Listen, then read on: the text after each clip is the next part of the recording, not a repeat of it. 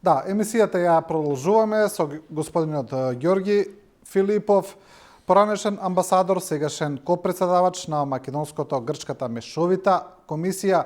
Господине Филипов, прво да видиме дали е врската добра, се гледаме, се слушаме. Јас вас одлично ве слушам, не знам вие како мене. Да, ние и ве гледаме и ве слушаме, одлично е. Господине Филипов, ќе зборуваме за тоа што го работите, како се спроведува Преспанскиот договор, кои се таму проблемите и предизвиците, но да почнеме со она што е најактуелно, со она што секој ден веќе јавноста е преокупирана, тоа е македонско-бугарскиот спор, тоа е бугарската блокада за почеток на македонскиот европски пат. Прво, една ваша генерална оценка за новиот бран на односи помеѓу Скопје и Софија за двајцата нови премиери во процесот Ковачевски и Петков. Ви се чини ли дека внесуваат некаква нова суштинска енергија и дека работите може да се придвижат од мртва точка?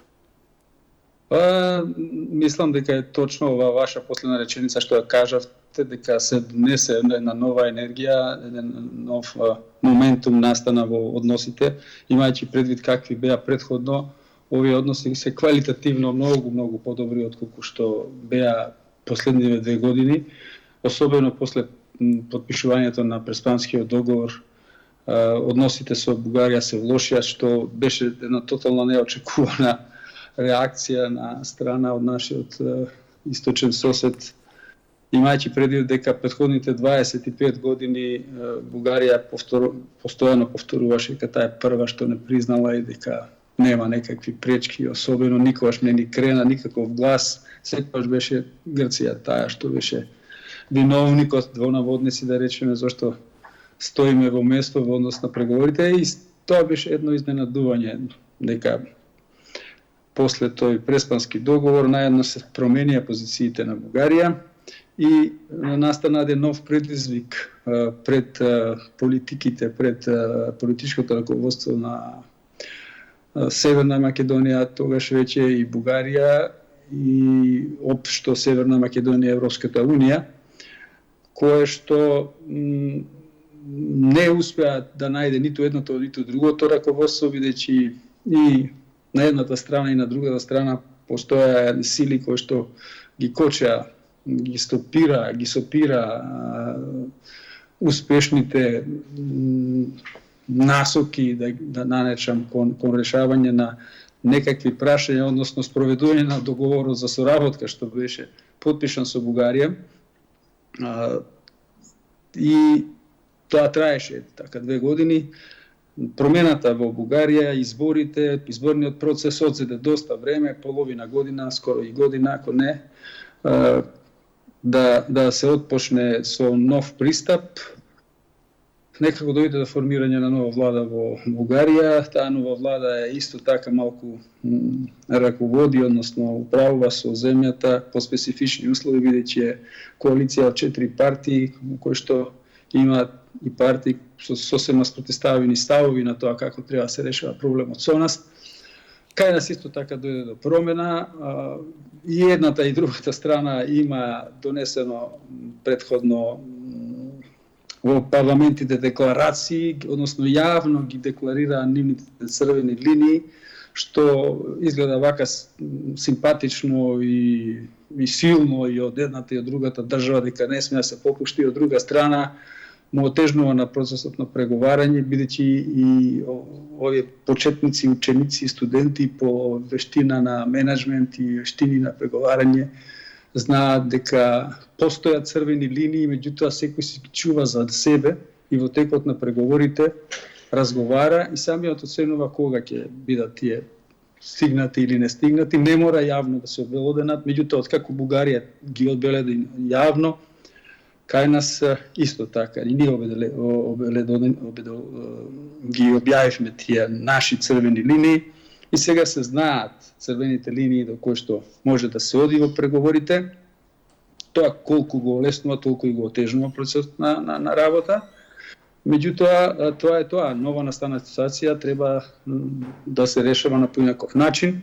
Се појавија нови лица на политичката сцена, кои што внесоа еден нов пристап, еден пристап постепен, би нарекол, во решавање на проблемите, тргнувајќи од болесниот дел, па кон потешкиот дел, што е и правило во преговарањето воопшто и правило во решавањето на било кој проблем, па дури и на обично полагање на испит на студент, кој ќе ви ги дадат задачите, гледате прво тие што знаете, веднаш точно да ги одговорите и ги одговарате, зашто инаку може да изгубите времето. Потешкиот дел претпоставувам дека е историјата која е оставена за на крај. И да го завршите, може да го положите испитот.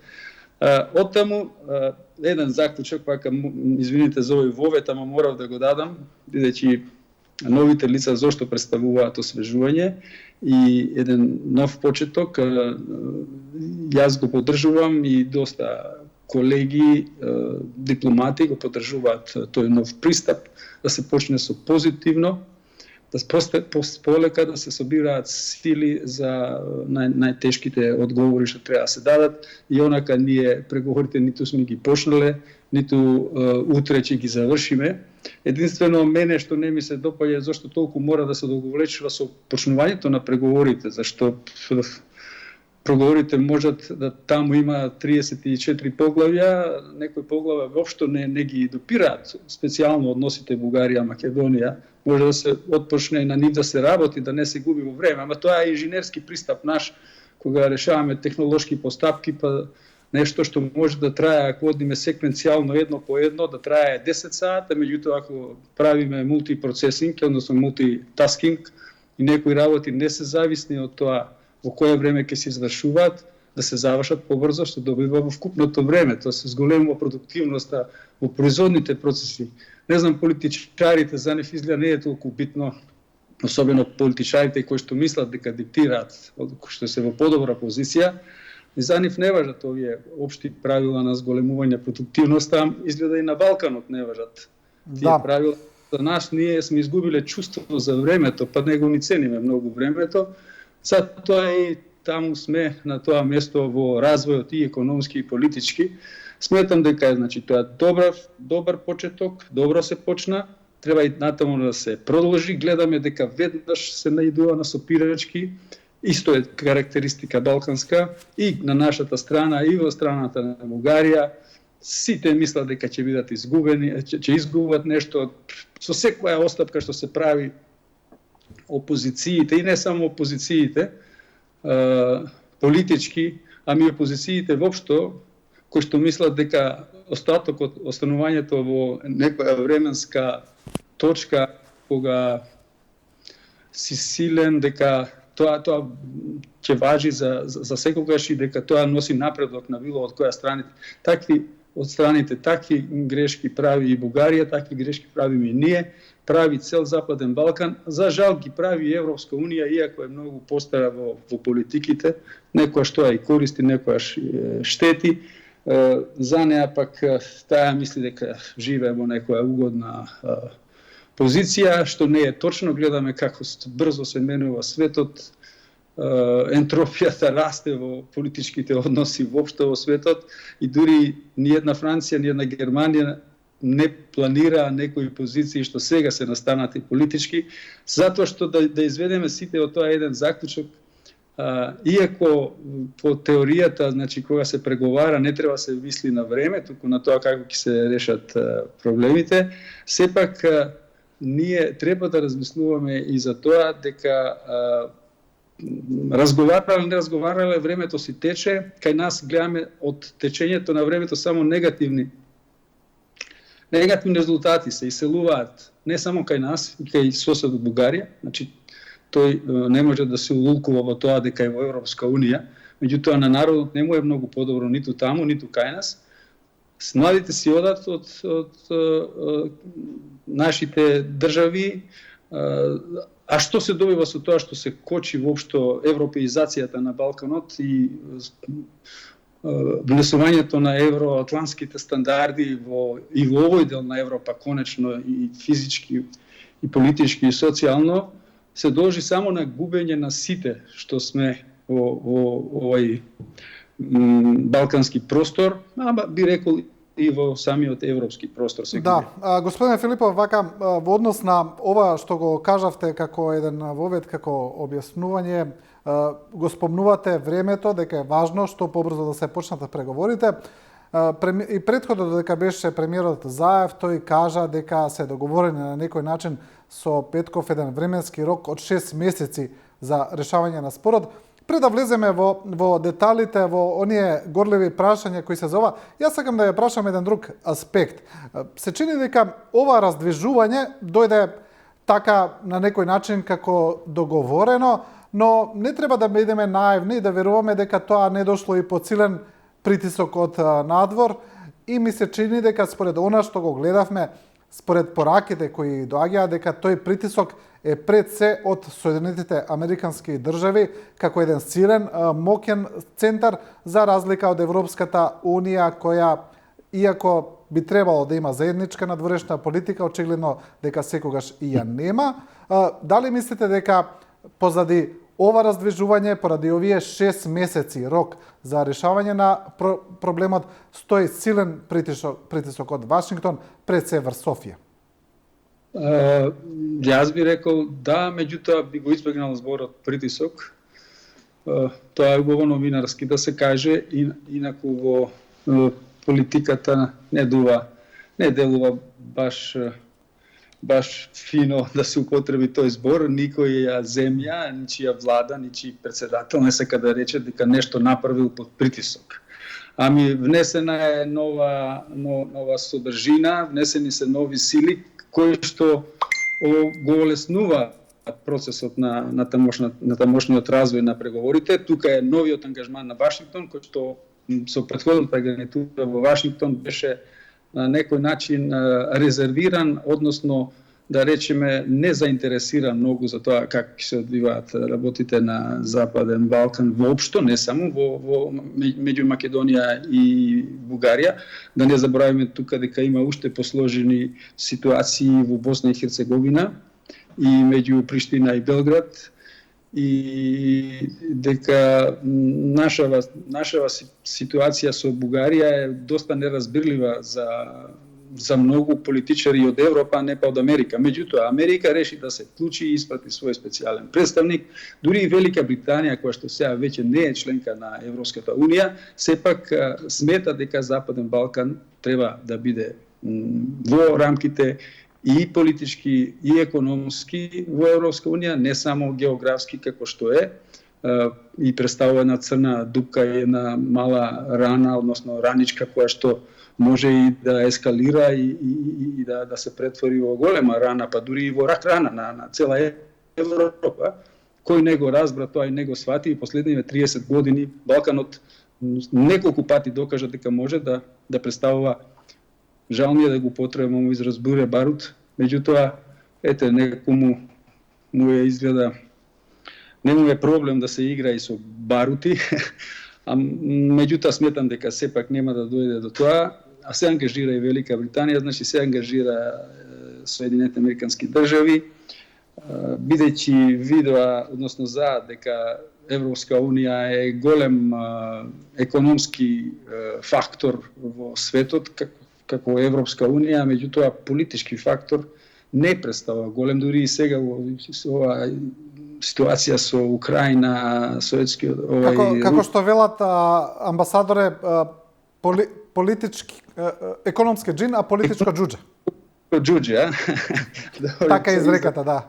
Па така е изреката, за жал не вистината, бидејќи во самата Европска Унија толку е тој устав за формирање на Европска Унија и за членство толку е либерален што ги изедначува сите со еднаква тежина на нивното мислење при донесувањето на одлуки.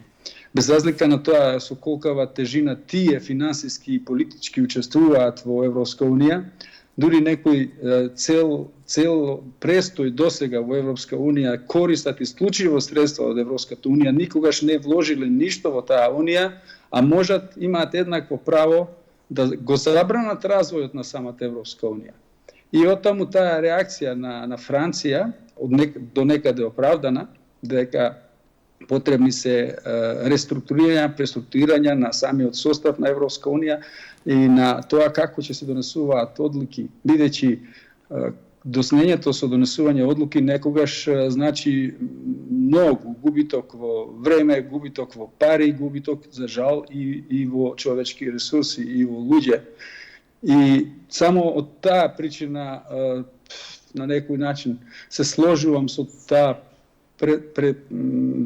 предлог на председателот Макрон за еден поинаков поглед на Европска Унија, едно ново решение за тоа како треба таа да функционира и таа конференција што се спрема за Европска Унија, па и на крајот неговиот од француското председателство со ЕУ, после таа конференција за Западен Балкан воопшто, каде што ќе биде метнато прашањето за Северна Македонија и Бугарија, односно Албанија и Северна Македонија да ги почнат преговорите. Да, во однос на Бугарија, кога зборуваме за решение, кога зборуваме за преговори, гледаме што се случува пред се со историските прашања, најактуелно е сега повторно она за Гоце Делчев или за тоа дали бугарите во Втората светска војна биле фашисти или не, дали биле фашистички окупатор. Гледаме дека тие прашања цело време излегуваат на површина и предизвикуваат огромни реакции, не само во Македонија, туку и во Бугарија и на некој начин представуваат дополнителна пречка за тие преговори, за владите да ги спроведат. Сега зборуваме за решение кои треба да дојде за 6 месеци, под сите овие тешки прашања кои треба да се решат. Мислите ли вие дека во овој процес на преговори на крајот е можно вин-вин решение за двете страни, во кои двете страни ќе бидат на некој начин задоволни или двете страни ќе бидат на ист начин помалку задоволни од решението? Како и во секој преговори постои такво решение, како што се случи решението со Грција, така може да се случи решение со Бугарија. Дури и не мора толку време да се губи за тоа решение, бидејќи имаме веќе едно искуство.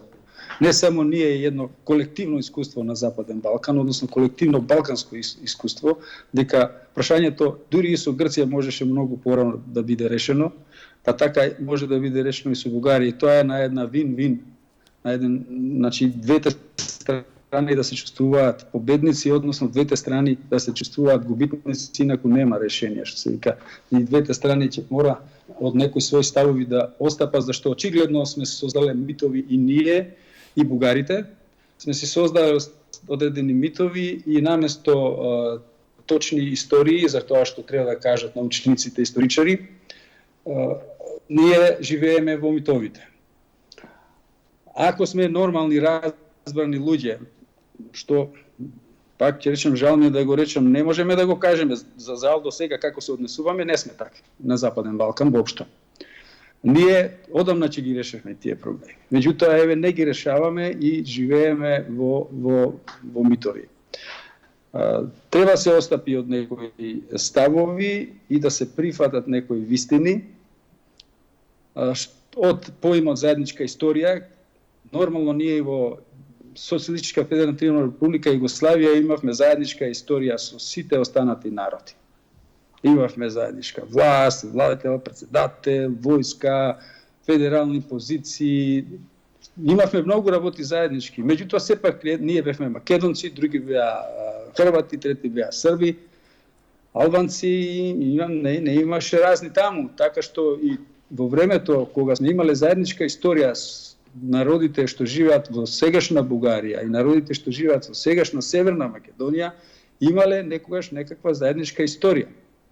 Каква била историјата е друго прашање и како ќе ја толкуваме е друго прашање. Зошто да не постоеле и тогаш македонци и бугари, како што постоја во СФРЈ и македонци, и срби, и хрвати и така натаму. Зошто да не постоеле? Сигурно постоеле, само некои имале право да го кажат, а некои немале право да го кажат. Едни с таквото право го стекнаа со тоа што 1941 година се вклучија во заедничка антифашистичка, антиокупаторска борба против непријателот што ја нападна тогашна кралевина Југославија. и борбата за ослободување од окупаторот представуваше во исто време и борба за национално, за јазично, да речем и политичко осамостојување на македонците, односно на Република Македонија, во која што живеа и други народи. Не само македонци, живеа и албанци, и турци, и срби, и бугариите, и имало веројатно и меѓутоа се создаде една нова република, еднаква со сите 6 останати републики, се создаде една држава, социјалистичка, односно народна, федеративна народна република Југославија, во која што имаше 3 официјални јазици: српско-хрватски или хрватско-српски, словенски и македонски. И сите закони донесувани во Федералното собрание се преведуваа на тие 3 јазика. Гледаме дека после растурањето на таа социјалистичка федеративна република Југославија, српскиот јазик се прогласи посебен, хрватскиот посебен, никој немаше ништо против тоа. Значи не се вика веќе српско-хрватски или хрватско-српски, туку едните вика српски, другиот хрватски, има разлики, ние кои што ги познаваме тие јазици, знаеме дека после никој никому не пречи да го нарече така. Јазикот словенски остана, се создаде, односно се прогласи бошњачки јазик, се дури и црногорски јазик, така што државите што се самостоја дадоа на обележјето во тоа географско подрачје кај што зборуваат нивните луѓе, дека тој јазик се нарекува така. За македонскиот јазик постојат уште на крајот на 19 век од собирање на приказни така натаму и песни на тој јазик, дури првите обиди за објава на поезија, на драми, на раскази од Кошо Рацин и други уште во Кралска Југославија на македонски се објавени песни. Не е на тој кодиран, нов стандардизиран македонски јазик, што не ни можело да биде направено порано нормално, бидејќи сме немале таа политичка сила, а не дека не постоел јазик. И тоа треба да се разбере дека е така и да се прифати таа вистина, бидејќи ја познаваат секој бугарин кој што не бил во Македонија, која ќе дојде во Македонија и која ќе слушне, ќе види дека го разбира јазикот, до некаде го разбира 90%, 70%, 80%, како и ние, зависи од тоа кој колку има талент за јазици, меѓутоа дека тоа не е ист јазик. Што пречи да каже дека е тоа македонски јазик, кај многу сличен со бугарскиот, сличен е многу и со српскиот, па сепак е различен. Јас, колеги, амбасадори, данци, норвежани, швеѓани зборуваат меѓу нив секој на својот јазик и се разбираат. И не тврди ни едниот ни другиот дека е тоа нивен јазик, дека е тоа само нивен јазик. Норвешка била долго време под Данска, па сепак постои норвешки јазик, не долго време, може и со векови. Исто под Шведска биле едните и другите, имале и војни меѓу себе, иако со слични јазици. Не гледам зашто не би се признало тоа. Да, во однос на ова што го зборувате, еве да видиме за некои моменти. Например, зборувате за заедничката историја. Знаеме дека тоа е еден од главните камењи на сопнување, тоа го кажа и од историската комисија, но ова вие што го зборувате всушност е спорно за бугарите. Тие велат, значи различно ја толкуваме таа заедничка историја. Според бугарското толкување, само е да кажеме гледачите да знаат што е, според бугарското толкување, заедничката историја до 1945 година значи дека до 45-та постоел само бугарски народ, а од 45-та и македонски и бугарски. На тоа инсистира Бугарската историска комисија. Таа заблуда треба да се тргне, иако јас не сум историчар, ниту јазичар. Меѓутоа, околу стандардизирањето и кодирањето и патентирање и авторските права се разбирам многу добро. Така што, од тој аспект, а на крајот излегува дека целиот спор е всушност спор на интелектуалната собственост, бугарите не се во право, освен што ќе бидат во право по силата што ја имаат. Тие што ќе се сложат или нема да се сложат да ја кренат рампата за поминување на автомобилот наш македонски што треба да влезе во Европска унија.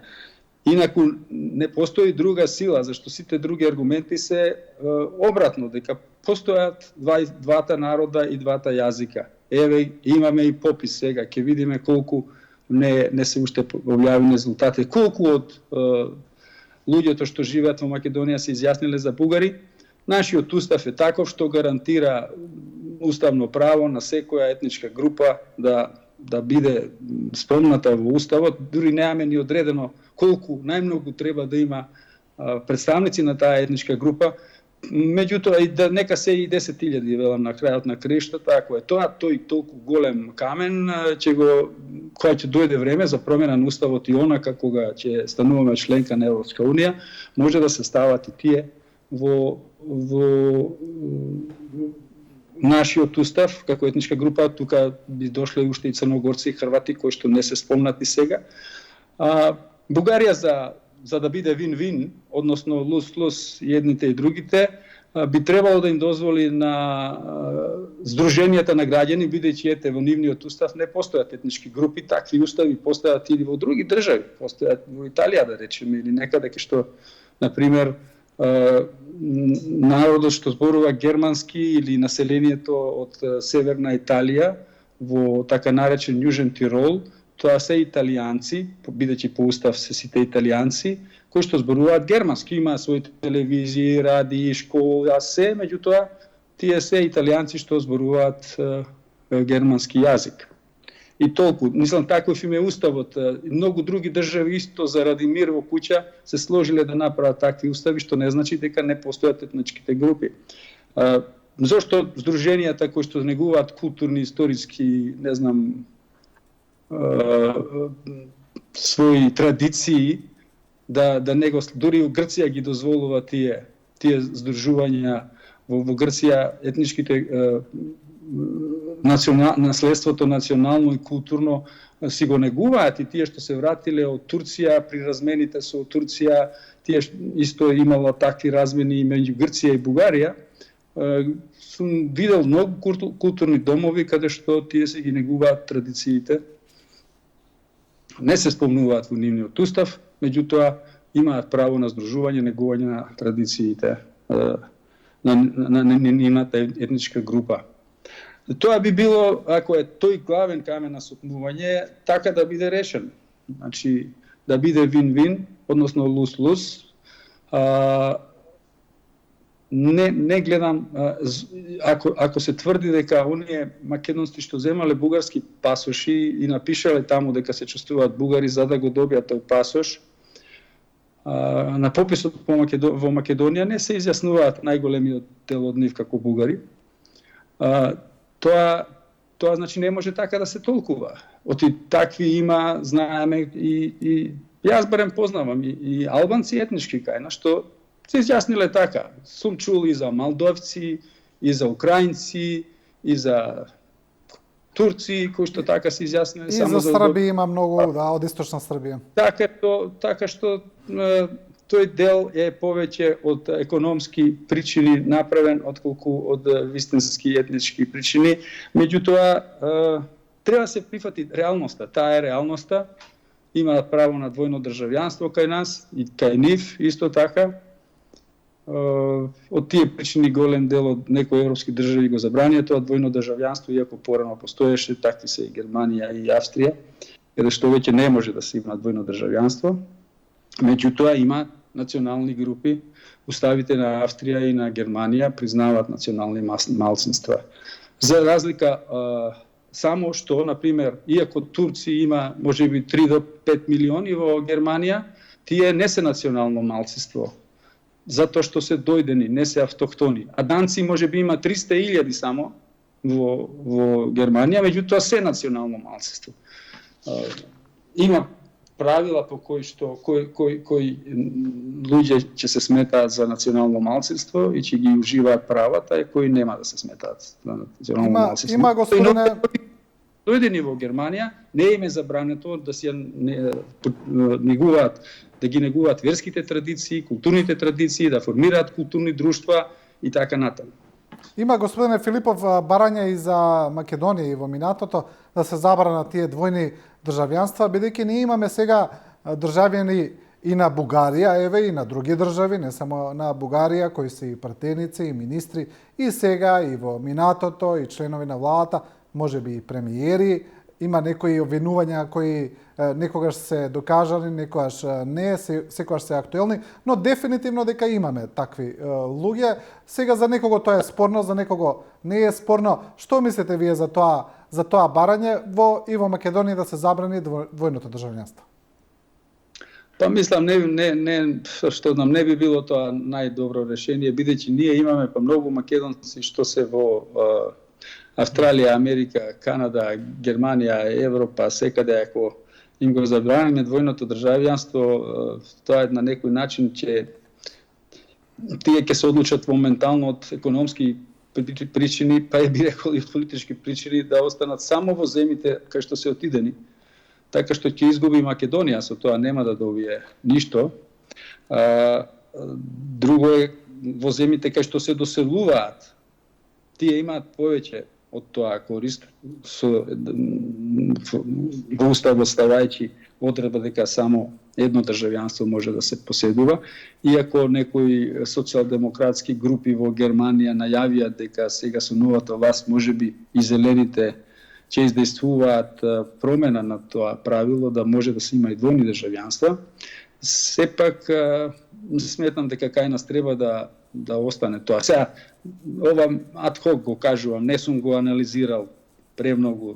Само знам дека со тоа што имаме многу надвор македонци, македонски државјани и албанци од Македонија, дека нам ќе ни се намали барем за 1/3 тога жителството воопшто државјанството во Македонија. И ќе имаме многу малку луѓе тогаш. Северна Македонија нема да има 2 милиона, ќе има можеби 1.200.000-300.000 жители. Доколку им речеме имате само право на едно државјанство, сите ќе се одлучат за државјанството. Каква е сега ситуацијата во земите кај што се? Да. А вака сепак постои надеж дека може би ќе се вратат, како што има примери и во Грција, па и во Турција, Португалија, едно време, 20-30 години дури, беа во Германија, се подобрија условите, стана Португалија, Грција членки на Европска унија, се подобрија економската ситуација во земјите, луѓето се вратија назад.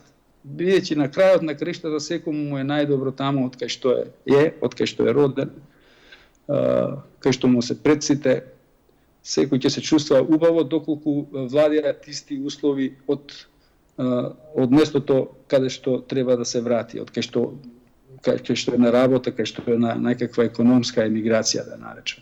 Да. Во однос на односите со Бугарија, се случи уште еден, јас би кажал за наши прилики, не секојдневен настан, кој е интересен од дипломатски аспект токму за вас. Тоа е оној прием кај председателот Пендаровски на Сдруженијата на македонци од Бугарија.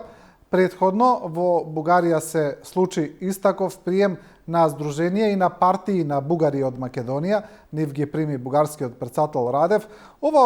Но потегот на Пендаровски од официјална Софија беше дочекан на нож, тие кажа дека тоа е провокација, ми се чини дека кажа и дека е мешање во внатрешните работи на Бугарија. Од друга страна и во земјава некои аналитичари кажаа дека можеби тој потек на председателот не беше баш најсреќен во поглед на тајмингот, значи беше во очи најавената посета на премиерот Петков на Македонија, но од друга страна некои велат нема ништо спорно, сосема нормална постапка на председателот, ако може Радев, зошто да не може Пендаровски. Како гледате вие на тој настан?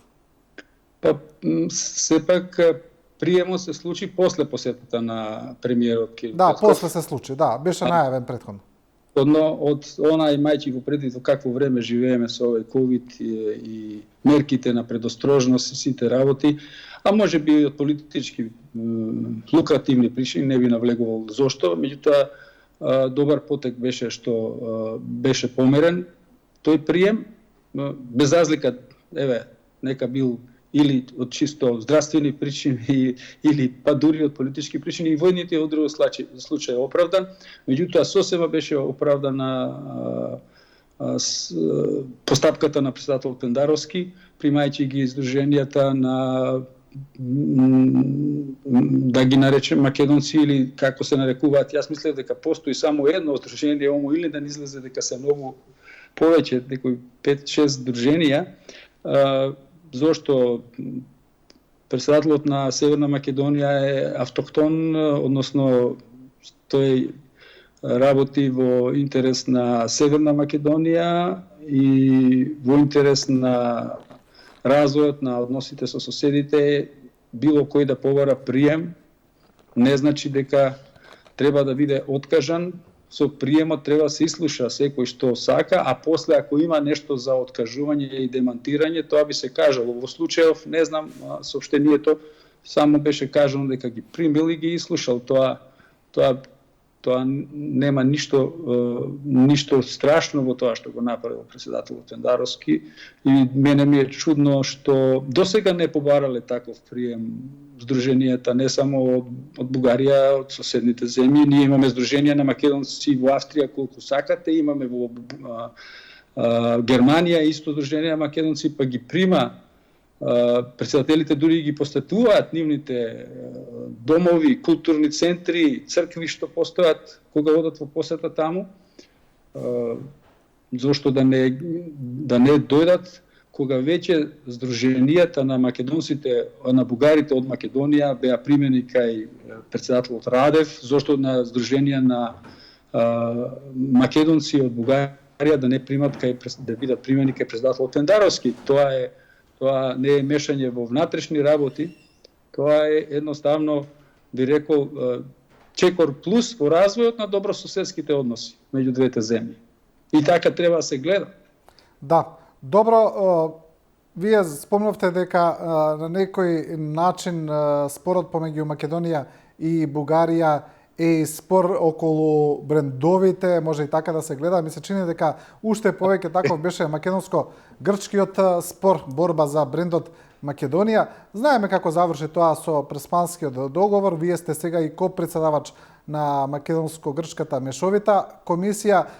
Не гледаме, читаме соопштенија кога има состаноци на таа комисија, не се толку чести како бугарската, да речеме, но ми се чини дека таму сега најмногу се зборува за стопанските проблематики. Што е таму, што се случува сега во таа комисија, зашто се зборува, што треба да се имплементира? Значи, прво, оваа група се нарекува меѓународна група на експерти. Значи, составена од два дела, македонски дел и грчки дел, и представници на Светската организација за интелектуална собственост и на Европскиот завод за интелектуална собственост. Значи, не е комисија, туку е меѓународна група на експерти која има задача да им помага на бизнес комјунитис, на деловните заедници од двете земји во решавањето на евентуални проблеми кои што произлегуваат од употребата на зборовите Македонија, односно зборот Македонија, именката, и придавката македонски во ознаки на производи, во географски називи, во содржина на името на компанијата или во трговските марки, евентуално некои дизајни околу интелектуалната собственост. Меѓутоа во законот, односно во договорот е кажано трговските марки и ознаки. Малку е неспецифична од аспект на правилата на интелектуална собственост, меѓутоа се однесува во главно општо кажано за трговските марки, кои што во себе содржат збор македонски или Македонија. И видејќи овдека се работи само за оној дел, односно за членот 1.3.ж на македонски или H на англиски, Х, каде што ние се внесуваме само доколку деловните заедници не повикаат и во нивните разговори или во нивните комуникации или во трговски односи изникнале проблеми околу употреба или злоупотреба на придавката или именката, со тоа што ќе доведат до заблуда на производителите, на купувачите, на трговците, во тоа од каде се купува стоката, од каде потекнува означена со таква трговска марка. меѓународната група за експерти имавме средби, значи и во Северна Македонија, и во Скопје, и во Атина, и онлайн разговори, најчесто бидејќи тоа ковид мерките спречија, најчесто онлайн соработуваме и писмено. Меѓутоа, секогаш сме ние на услуга на стопанството, ние на нашето, тие на грчкото, и со тие правила кои што ги донесовме, rules of procedure, значи правила на како ќе се одвиваат постапките ако настанат некакви проблеми, така и се однесуваме. Досега неколку поединечни проблеми се изникнати и тие се решени. Од природата на тоа што ова се private property matters, значи тоа се прашања од приватна собственост на компании кои што нивното спомнување може да нанесе штета, во деловна штета, односно финансиска штета, избегнуваме за тоа да зборуваме во јавноста. Дури во договорите што сме ги потпишале со владите, ние експертите од едната и од другата страна, стои дека не смееме јавно да спомнуваме за какви марки и за какви проблеми настанало збор, додека не добиеме дозвола од деловните заедници. Гледате дека досега ние не сме спомнале такво нешто, само кажуваме дека работите се одвиваат нормално. Видовте дека стопанските комори дури подпишаа 2-3 договора пред посетата на премиерот Заев во Атина, дека некои поголеми проблеми меѓу нив нема, освен едно јавно промовирање на таа марка Macedónia the Great од страна на грчките извозници од Северна Грција, значи комората на грчки извозници од Северна Грција. Случајно или намерно, нормално се најде премиерот Мицотакис таму на промовирање таа марка. Таа не е државна марка, сепак е деловна марка, која што ако треба да се решава, ако пречи на нашата деловна заедница, ќе впадне во таа група од 200-300 трговски марки и околу 3000 на едната и 500 и 3700 комерцијални имења на компании од другата држава. Доколку не гледаат проблеми во тоа, за сега немаме, реков, некои големи проблеми, на крајот може да остане и се како што е, а овие инцидентни проблеми, односно предизвици, што би се појавиле, би се решавале на крајот според одредбите на домашното и меѓународното право. Ако се сложат деловните заедници така, нека биде така, бидејќи имаме член во последната реченица од 1.3ж вели дека доколку не се реши поинаку во рок од 3 години како што е, може, значи, ако сакаат државите да го продолжат тој рок, на работа на оваа меѓународна експертска група, ако нема потреба, таа експертска група ќе престане работи со констатацијата дека останува се како што било, инцидентните прашања ќе се решаваат согласно домашното и меѓународното право. Значи, ја зборувам за можни варијанти на завршување на работата на таа експертска група. За сега нема големи проблеми, трговијата меѓу двете земји се одвива добро, може уште подобро да се одвива. Никој не рекол дека е проблем и има големи проблеми затоа што не може да продаде нешто во Грција или Грк во грчка компанија во Македонија, затоа што во марката се содржи зборот македонски или именката Македонија. Да, добро. Се решен. Ние практично немаме веќе време истечено. Ве молам само за еден куз блиц одговор како за окружување на оваа тема во однос на македонско-бугарскиот проблем. Гледаме дека од соседна Грција доаѓа јасна и недвосмислена поддршка дека Македонија и Албанија треба да ги почнат преговорите со Европската Унија. Официјална Атина тоа го повторува цело време и доследно. Иако имаше посети од бугарски официјални лица, на некој начин повик на грчката страна да ја поддржи бугарската позиција, тоа не се случи. Официјална Атина вели дека сепак преговорите треба да почнат неодложно, брзо и итно. Дали е тоа се последица на тој преспански договор каде што се закопа воените секири и двете земји продолжија во еден нормален тек? Па да, би рекол, тоа е точно, ама со ова грчката страна кажува уште едно нешто, дека дури и таа беше изненадена од реакцијата на Бугарија. Не само и цела Европска унија беше изненадена од реакцијата на соседна Бугарија. Бидејќи тоа никаде не беше најавено, ме прашаа многу луѓе како зар толку нашата дипломатија не знаеше да процени дека ќе имаме дополнителни проблеми. Не, немаше никакви сигнали за тоа. Не само нашата, кога не знаеше дипломатијата на Америка и на Германија, кога една дипломатија и држава што ја водеше Меркел, за неја представуваше тоа изненадување, што останало за нашата, да речам, се уште скромни наши дипломатски и разузнавачки капацитети, ама гледате дека и Грција беше изненадена, и таа е изненадена и затоа инсистира, затоа што сметаше дека е таа последната сопирачка за отпочнување на преговорите. Знае Грција дека отпочнувањето на преговорите е во корист и нејзин, дека Македонија, односно Северна Македонија ќе мора да отвори некои прашања и да се согласува со законодавството и со економските правила на Европска унија, кои што само ќе донесат полза во развојот на краиштата на Северна Грција, кои што делат иста судбина со нашите јужни краишта во Северна Македонија, а се соседни со Грција. Само ќе отвори нови перспективи за проток на стока, на луѓе, на идеи, на научни погледи, на културна размена и навистина не ми е јасно зошто тоа да не се направи и помеѓу Бугарија и Северна Македонија, зашто не ја гледам, ама тама никаква корист.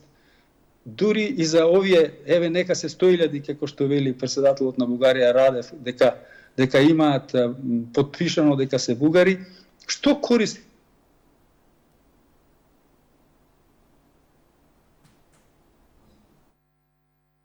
Очигледно дека со господинот... Да. Значи не е воопшто јасно. Отаму и грчкото инсистирање, доста со стопирање, на некој начин значи и признавање на сопствената грешка што ја правеа толку години. Можеше тоа многу побрзо се реши, не се разбира дека не беа само тие виновници, бивме и ние малку виновници, не свеќајќи ја political reality, да речем, во која што не победува секогаш правото, ами моменталното право победува. Оттаму е таа реакција од страна на Грција. И ние сме благодарни што ете и покрај тоа што Мицотакис изрази сомнеш во дел од точките од договорот од Преспа дека со нив не би се согласил никогаш, меѓутоа тие се веќе завршени, тој мора да ги почитува како секоја нормална држава во Европа, од како ќе се потпише договорот треба да се почитува. Да, добро. Господине Филипов, ви благодарам на разговорот. И вам ви благодарам за поканата. Тоа беше разговор со Ѓорги Филипов, поранешен амбасадор и председавач на Македонско-грчката мешовита експертска комисија.